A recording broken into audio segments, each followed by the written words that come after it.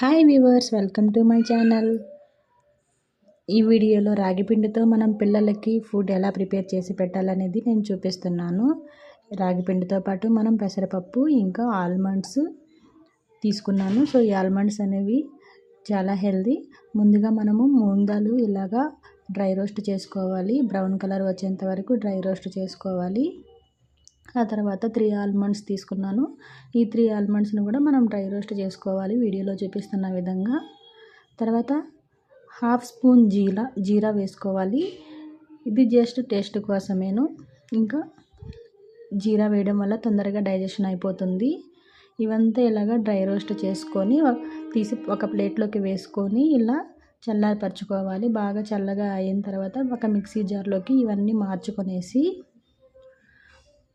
మనము smooth powder లాగా paste చేసుకోవాలి. వీడియో